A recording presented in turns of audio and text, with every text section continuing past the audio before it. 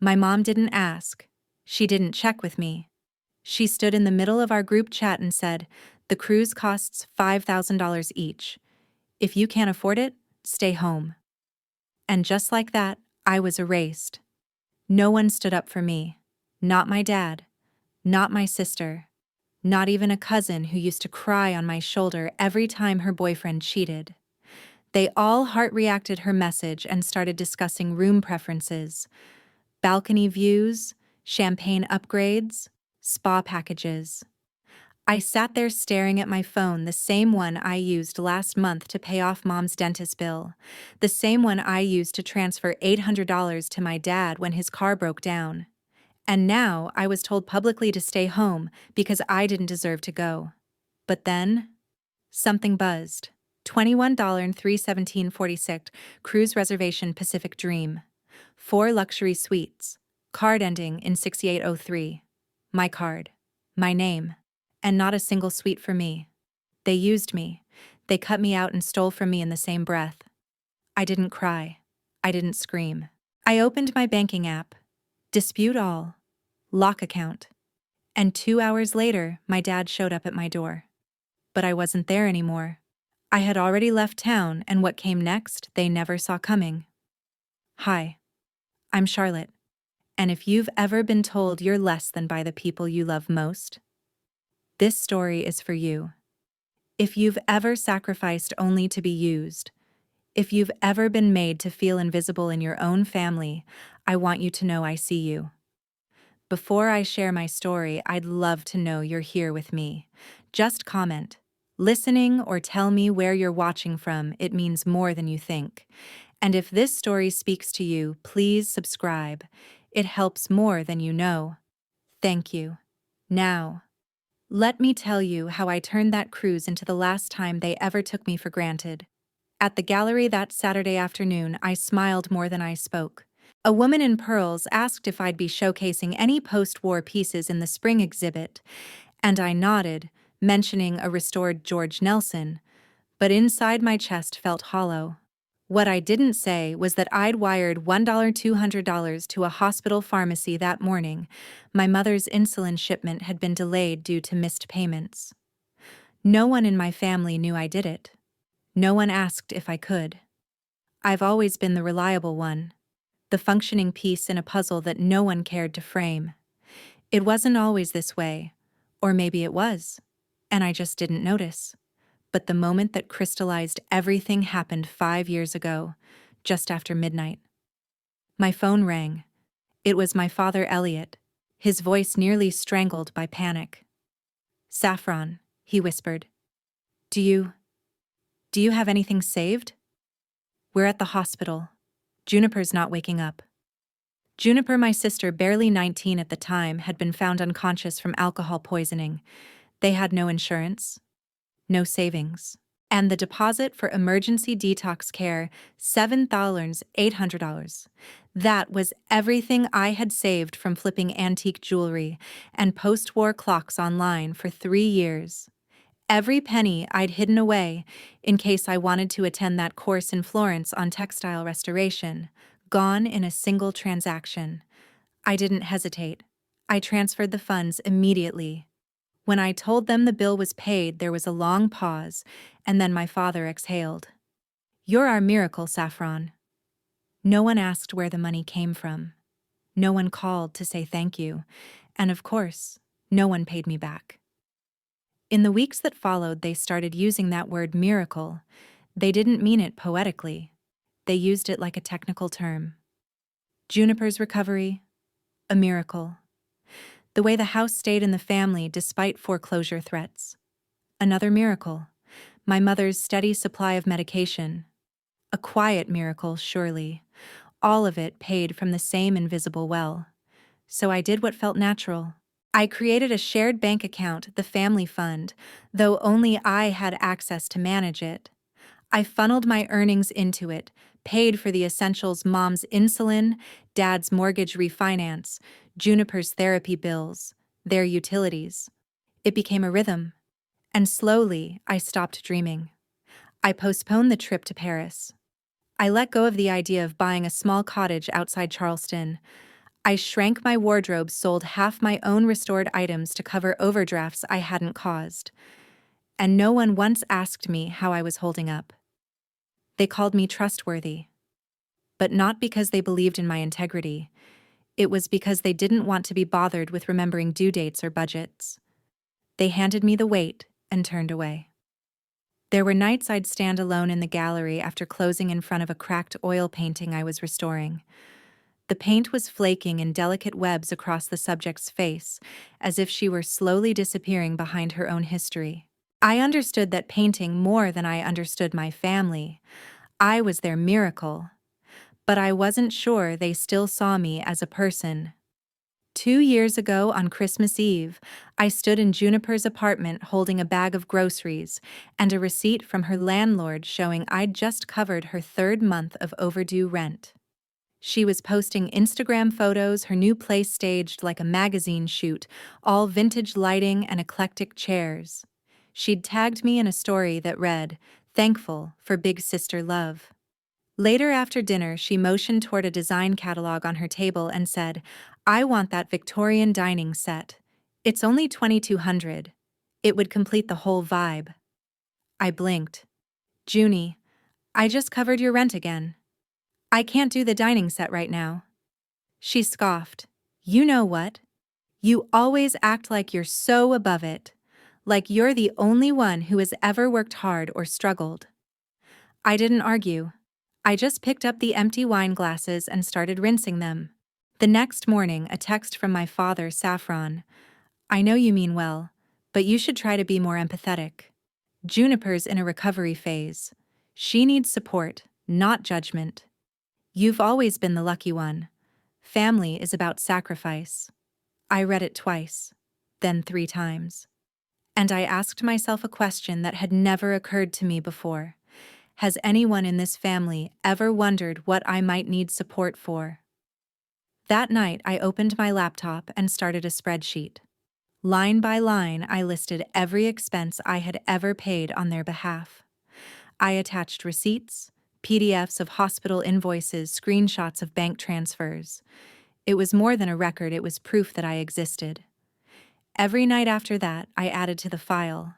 It became my ritual, my ledger of invisibility. One evening, I noticed a small debit. $300 had been wired from the family fund to an unfamiliar account. It wasn't mine. I checked again. It was my Aunt Evelyn's. When I asked my father, he dismissed it. "Oh, Evelyn was late on her gas bill. It's not worth fussing over. Don't be so tight-fisted." Tight-fisted. That's what I was now, after $72,000 in silent generosity. Weeks later, I ran into a friend at an antique charity auction. She had once been close to both me and Juniper. I'd even introduced them. She smiled awkwardly and said I was surprised not to see you at my wedding. I stared. "You got married?" She hesitated, then said, "Juniper told me you'd grown distant from the family lately, that you might not be up for being around everyone." I didn't reply. I just smiled and excused myself. In that moment, I realized Juniper wasn't just spending my money. She was also rewriting my story. And I had no voice in the version she told. By New Year's Eve, I printed the entire spreadsheet and slid it into a leather-bound folder. I placed it in the gallery's vault next to our oldest collection because I had decided if they would not protect me, I would at least protect the truth. And the truth was this. They had taken from me everything but the narrative. Now I was taking that back too. I used to speak first during our family Zoom calls. It had become expected Saffron would log in on time, provide updates on payments, prescriptions, utility bills, and smile like it cost nothing. Then they would move on usually to Juniper's moods or the state of the kitchen ceiling at my parents' house. But one evening, I decided to change the pattern. I waited. I didn't speak. There was a pause, maybe 3 seconds long, and then Dad cleared his throat. Anyway, about Juniper's lease, she mentioned the water heaters acting up again. Could be mold. Should we look into repairs? Mom nodded. Juniper played with the ends of her hair and didn't even glance at the screen. No one noticed I hadn't said a word. The next day, Lila texted me, "You're the only reason anything works. You know that, right? If you stopped it, would all collapse." I stared at the message. I typed, "Do you think I'm a machine?" She didn't reply. There's something about being needed in silence. It starts to scrape at the inside of your skin. You begin to wonder whether you're valued or just efficient. That week, I noticed a pattern in the account activity. Every Monday morning, without fail, a small withdrawal, $150, then $175, sometimes $200. Not mine, not automated bills.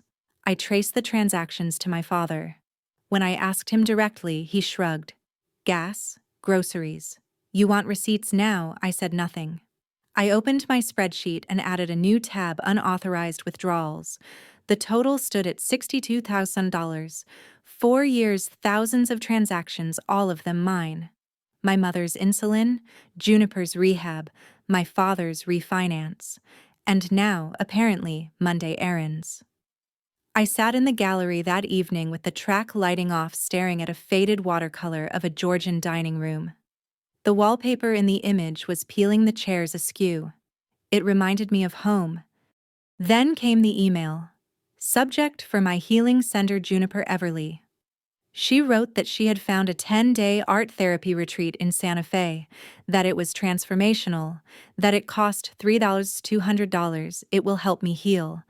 And I think deep down it will make you feel like a good person again. Right. I didn't respond. I read the email twice, then archived it. The watercolors in my gallery were more vivid than anything I felt in that moment.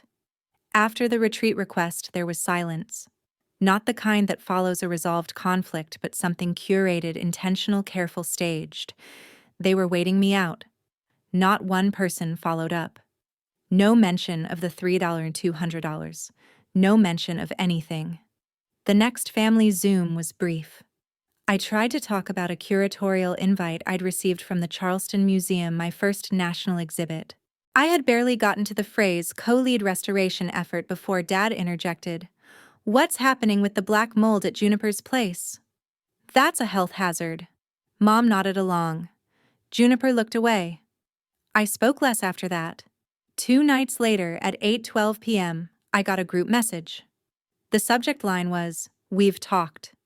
The text, Saffron, "We think it's time you step away from the family for a while. Everyone agrees. Thank you for what you've done, but we need a healthier dynamic." Below the message, Aunt Evelyn responded with a thumbs-up emoji. I sat with that for exactly 1 minute. Then I opened the banking app. I canceled every auto transfer, revoked permissions, closed the account. I printed 3 months of statements and stored them in a binder labeled Preservation Records. I turned off my phone. At 3:11 a.m., it began buzzing uncontrollably. By morning, I had 89 missed calls and 17 voicemails. My father's voice broke through in one of them. "What the hell did you do? The bank flagged everything. Your mother can't get her meds?" I made coffee. I fed my cat. I didn't answer. That evening, Lila set up an emergency Zoom call. She was pale. Juniper, however, was already crying on screen. "You've weaponized money," she said through tears. "You've ruined my mental health." Mom almost fainted at the pharmacy. "This is cruelty." I didn't speak. I shared my screen. There I walked them through the 5-year spreadsheet, every invoice, every medical bill, every overdraft I covered, every loan I forgave. Final number, $87,000. I haven't abandoned anyone, I said. I simply stopped holding up what no one else would touch. No one spoke. They didn't look shocked at the amount. They looked shocked that I had kept the receipts. I ended the call. That night, I sat on the gallery floor with my back against the supply closet, holding the leather binder in my lap. And for the first time in years, I felt something like peace. It was cold, quiet, heavy. But it was mine. Returning to the gallery felt like emerging from a burning house without scorch marks, shaken, bruised in places I couldn't see, but intact. My first day back, I adjusted the lights over the main exhibition wall and turned on the music system like always. For a moment, the routine felt grounding. Normal. Almost enough. But the stillness didn't last. A week after I dissolved the family trust, I received a letter from the bank. Thick envelope. Official seal. At first, I assumed it was a final statement confirming closure. But as I opened the tri-folded document, my throat tightened.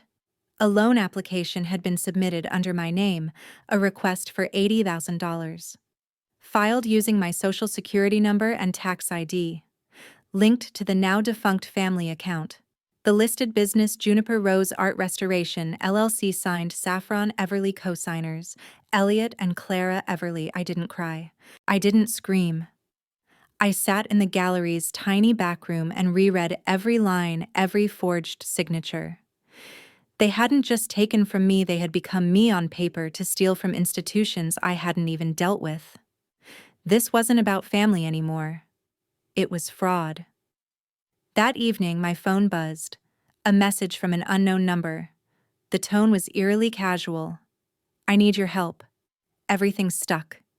If you reopen the old account, everyone will forgive you. Juniper. Forgive me. I read those words 3 times. I laughed, a sharp, hollow sound that bounced off the concrete floor. They thought I needed forgiveness. The next morning, I met with a lawyer who specialized in financial impersonation. I handed over binders of documents, screenshots of texts, a forwarded version of Juniper's request. The forged signature was compared with old rental agreements I'd signed, clear discrepancies. I authorized the bank to open a fraud investigation. The IRS was looped in. I placed a permanent fraud alert on my credit profile and filed for identity theft protection. I built a wall around my name, brick by painful brick. While sorting through old emails for evidence, I found one from Amos, my uncle, long estranged from the family. He had once been a presence at holidays, a gentle man who smelled of cedar and read poetry aloud. Then he vanished. I called him. When I introduced myself, he hesitated. Then he said, I was wondering when you'd call. He told me about the time my father used his name on 3 loan applications, how when confronted, Elliot had laughed it off as an accident, how the family called Amos ungrateful when he chose to walk away. They build their lives out of borrowed credit and guilt, he said. But they never expect the invoice to land. Hearing that didn't make me feel better. It just made me feel less alone. 2 days later, I received an email from Finn Juniper's ex-boyfriend. This might be out of line, but she once asked me to co-sign a loan. Said it was for your joint business, but I didn't believe her. I think you should know. I forwarded the message to my lawyer. The pieces were falling into place, and the picture they formed wasn't just betrayal, it was a blueprint. One they had used before. One they would use again unless someone lit a match under it. Filing the fraud complaint gave me a flicker of control again.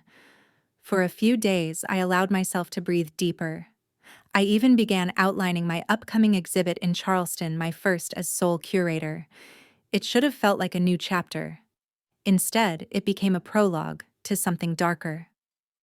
One morning, my assistant handed me her phone. Her expression was unreadable. There's a blog, she said quietly. It's about you.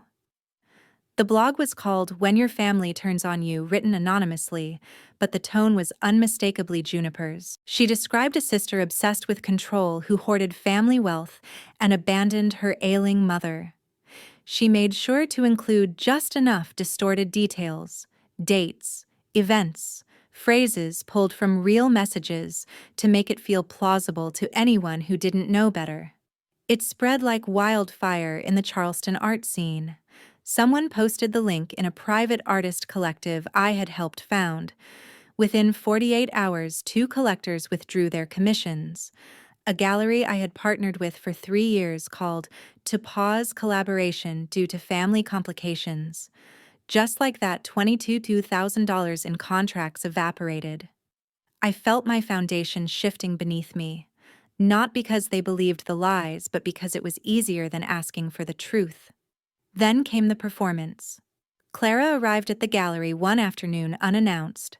She stepped through the glass door in her Sunday coat and clutched a tissue as if it were a lifeline. My assistant was helping a couple browse limited editions when she entered. "I don't understand what happened," she said, voice quivering. "I just want my daughter back. I need my medication." Why would she abandon us? She didn't name me. She didn't need to. The scene was carefully cast. The next morning, a post appeared on Nextdoor. Charleston curator abandons sick mother for fame.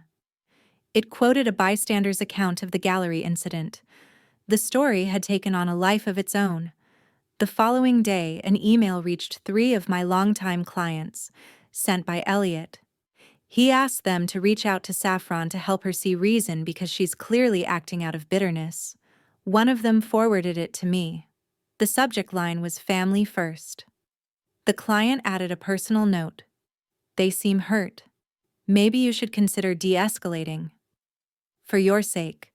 That phrase, "for your sake," rang in my ears for hours, as if the only path to peace was silence. By the end of the week, I stopped receiving invites to events I used to help organize. I wasn't included in the mailing list for the annual Low Country Art Fair. When I inquired, the coordinator politely responded, "We're keeping things simple this year. Thanks for understanding." I sat alone in the back of the gallery facing a 19th century oil painting I had restored the year before. It was a portrait of a woman standing in front of a crumbling estate.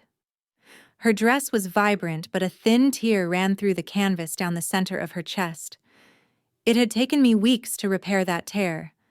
Now it stared back at me. I whispered, "No one needs the truth. They just need a story they can swallow." I thought I had already sunk to the bottom. But apparently the ground beneath me had more layers to collapse. A white envelope arrived hand-delivered bearing the letterhead of a law office I didn't recognize. The letter inside was from Legal Representation for Aunt Evelyn.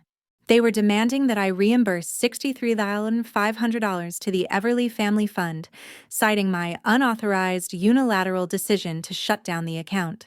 According to them, because the fund had never been registered formally and there were no official meeting minutes, I had no legal standing to dissolve it, regardless of who contributed what. It wasn't about money anymore. It was about humiliation. Attached was a warning: if I didn't comply within 14 days, they'd file a civil complaint in Charleston County. And somehow, the news leaked. A tucked-away piece in a local arts digest ran a headline: "Financial Dispute in Well-Known Charleston Art Family." No names, but enough breadcrumbs for those who knew. Then came the next blow, soft at first. A call from an unfamiliar number. I almost didn't answer, but instinct took over. Juniper's voice trickled through, delicate, like she'd practiced sounding broken. "I know I went too far. I'm sorry," she said, "but I don't have anywhere to stay right now. Could you maybe help with a deposit on a new place?" There was a long pause. Then I asked, "Is this an apology or a funding proposal?" The line went dead. The quiet afterwards stung worse than her words. That night, Lila sent a message. A single text: "I believe you, but if I say it out loud, Mom will cut me off. I'm scared." I stared at that text for hours. Not because it was surprising, but because it confirmed what I already knew: no one was going to stand beside me. Not really. Not when family approval was still their currency. The weight of it all began to press down harder. Sleep became fractured appetite, non-existent. I flinched every time my phone vibrated. One night, I found myself alone in the studio, sitting across from a centuries-old canvas I'd restored years ago, an image of a woman trapped in an iron cage. It hit me then: I wasn't trapped by them. I was trapped by my own refusal to become the villain. I had been trying so hard not to be the bad guy that I let them build the whole narrative. But something was about to change. I wasn't going to stay caged anymore. I didn't sleep the night I decided to fight back, not with fury, not with accusation, but with clarity. By sunrise, my living room floor was covered in printouts, binders, a laptop open to spreadsheets, voice memos from lawyers, screenshots of old texts. I called my attorney. Then I called my assistant.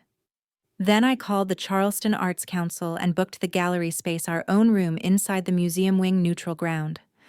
We sent out invitations to former clients, to press, to partners who had quietly distanced themselves, to anyone who'd heard rumors but never my voice.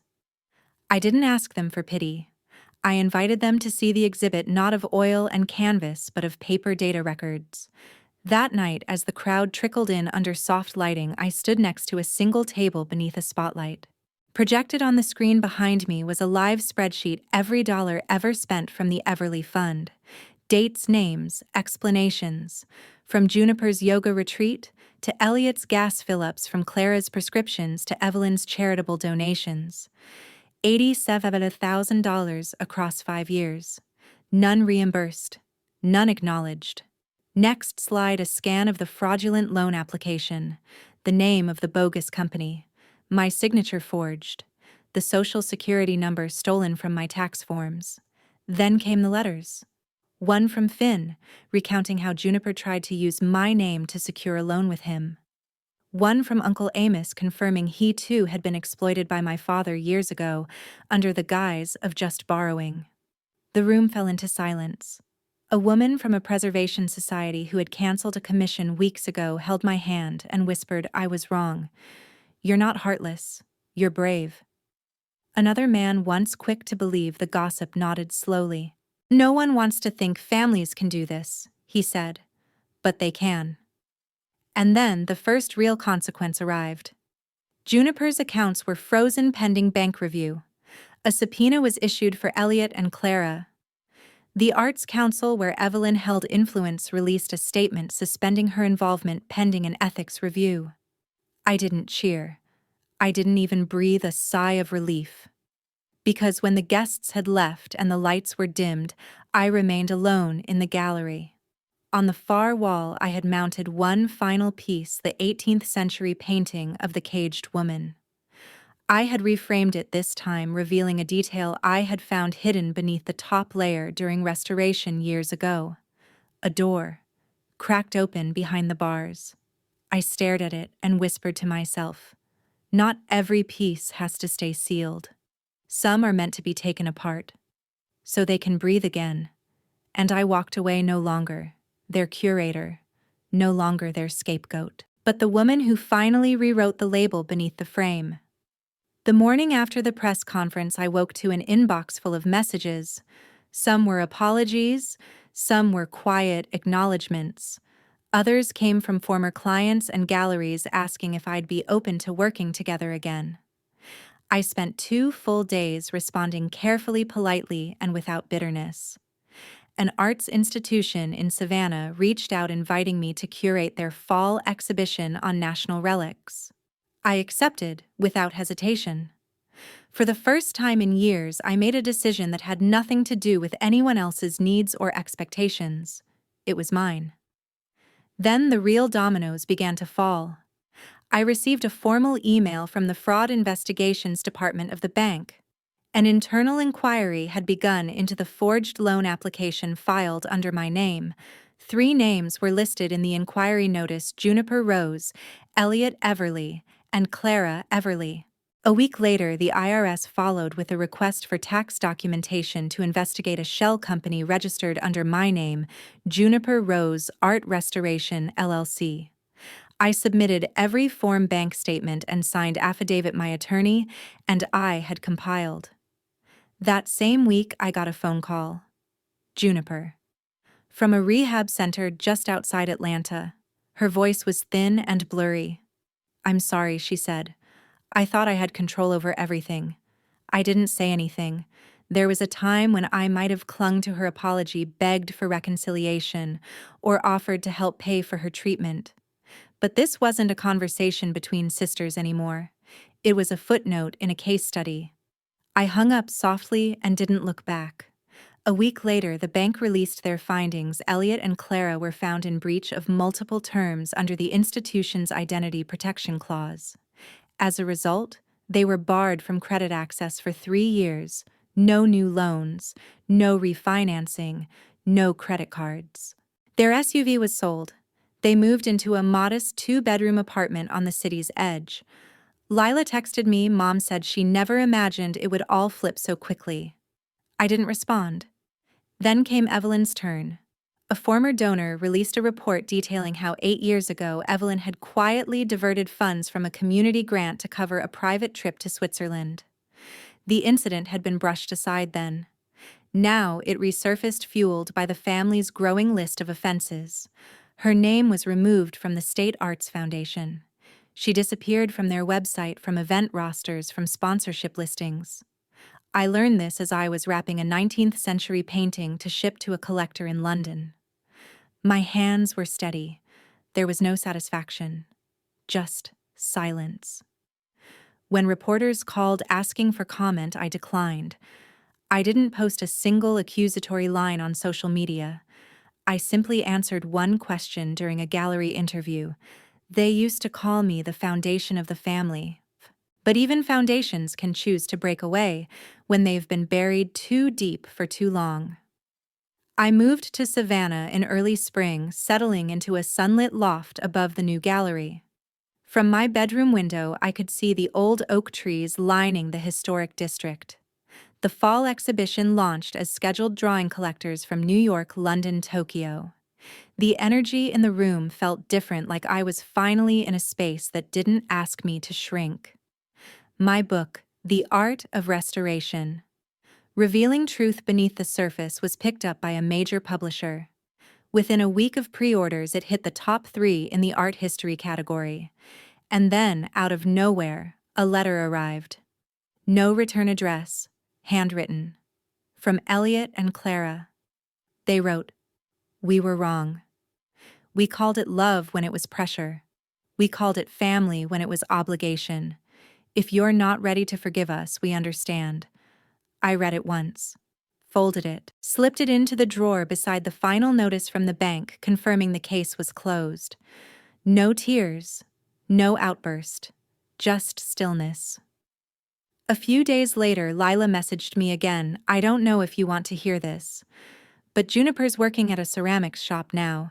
She's not talking about you anymore. I think she's trying." I didn't reply. Not out of malice, but because healing, real healing, never arrives through someone else's redemption arc.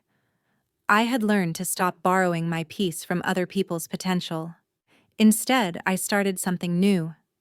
Using the book royalties and gallery earnings, I established the Belrose Grant, a scholarship for young artists from underrepresented or unstable family backgrounds. The mission was simple: help without control, support without ownership. One of the first recipients, a freshman named Elias, sent me a letter. "No one in my family thought I'd go to art school. I didn't either. But then I read what you wrote, and I believed maybe I could." I kept his letter near my desk, not as proof, just as a quiet reminder. On the final day of the exhibition, I stood alone in the new gallery beneath a painting I had personally restored. It depicted a woman standing before an open iron cage, the key still in her hand. I didn't smile out of pride. I smiled because I had finally stopped letting others hold the brush to my story. I wasn't the manager of a family fund anymore. I wasn't the one who could be trusted to clean up after everyone else. I was the curator of my own legacy now, and for the first time in my life, that was enough.